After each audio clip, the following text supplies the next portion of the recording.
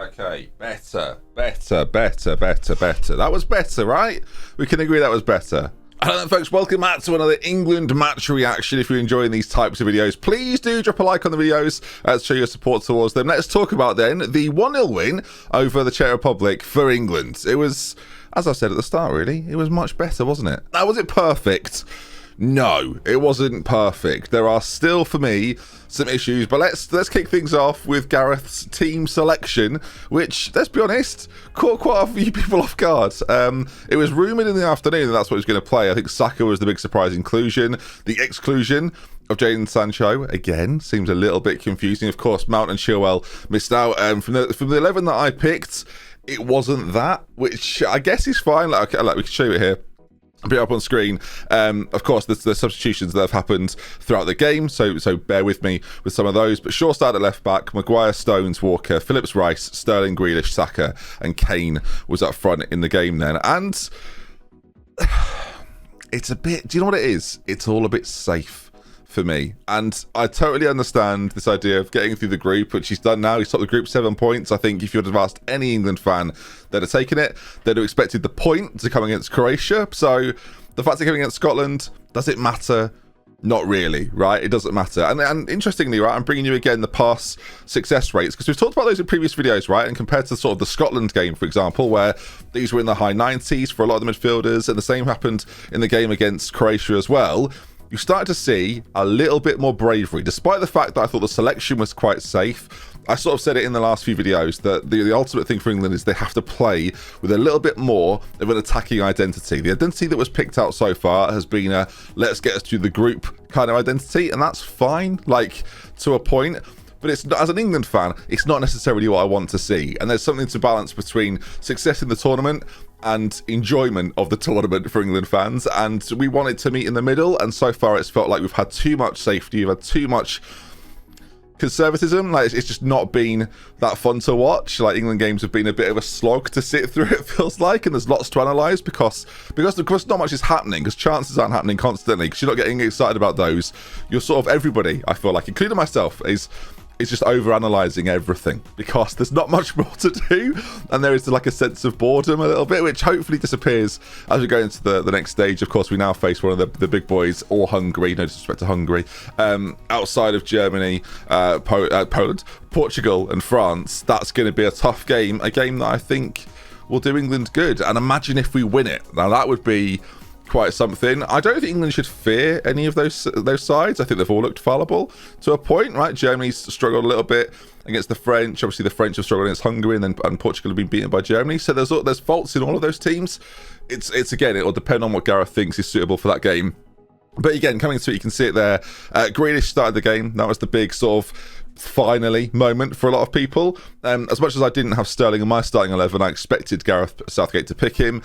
Gets the goal, of course. It comes from a brilliant Saka run. And let's talk about Saka, who had just a brilliant game. Like, I think what you want from these players, from these runners, and as much as I think people understand the quality and enjoy Phil Foden, he did something that we've seen so little from Phil Foden. Now, there's been the odd moment for him. I think Saka in the total of the game had 8 dribbles to his name.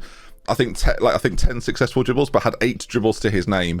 And his ability to get on the ball and drive with it is something I think a lot of people wanted to see from Jadon Sancho, but it doesn't really matter. Again, the personnel for England is not the problem this tournament, other than Harry Kane, who of course we'll get onto in just a moment. It's about what's happening around him. You can see there 5 successful dribbles out of, I think, the 8, as I say, he had in the competition. Grealish had 1, Maguire had 1, Stones had 1. It's interesting, these two the back two sort of do that a little bit more. And there was this idea from England this time around to play the ball forward.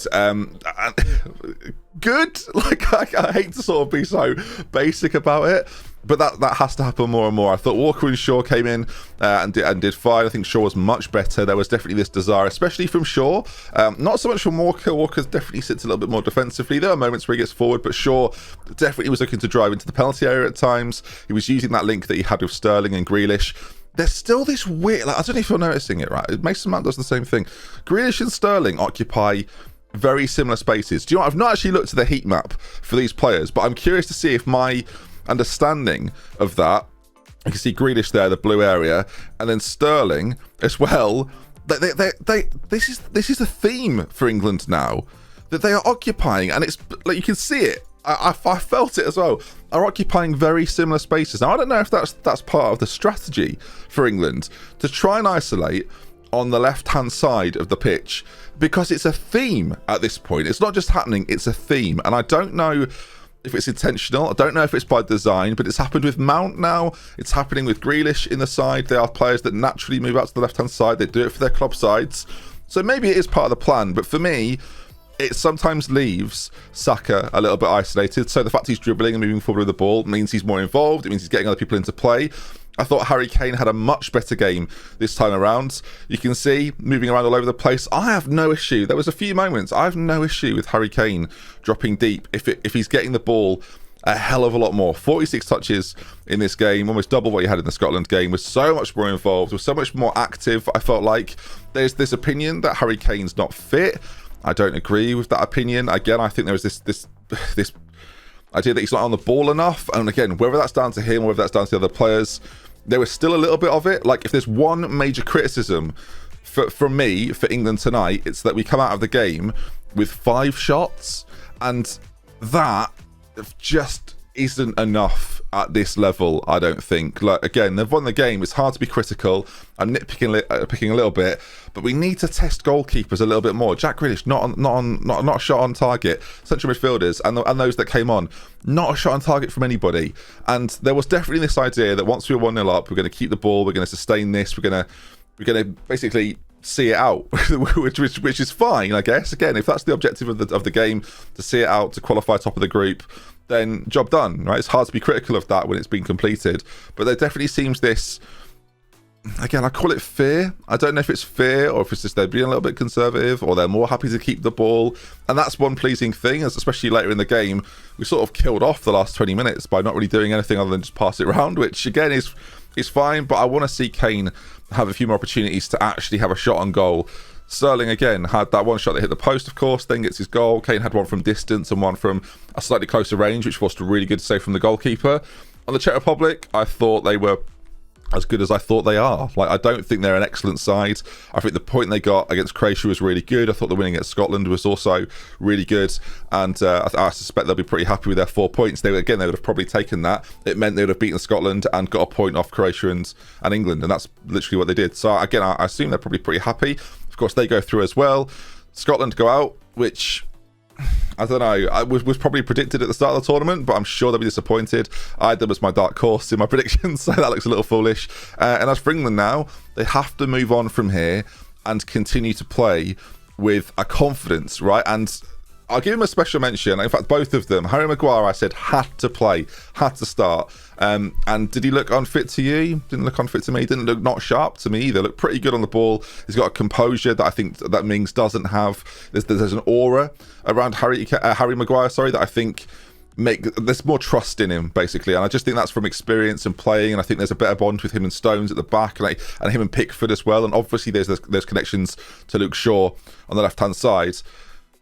I thought he did really well. Like, I think for a man that hasn't played for a very long time now, it feels like, I think he did really well. And the same goes for Jordan Henderson. Came on, first thing he did was turn and play a ball forward towards Saka. He didn't quite get there, but it was the intention to make things happen. Again, I think both of them being there, the leadership the pair of them bring is going to be pivotal moving forward. The fact I saw Henderson come on at half-time, having not started, I thought was a really bright sign. And again, Bellingham came on later on in the game.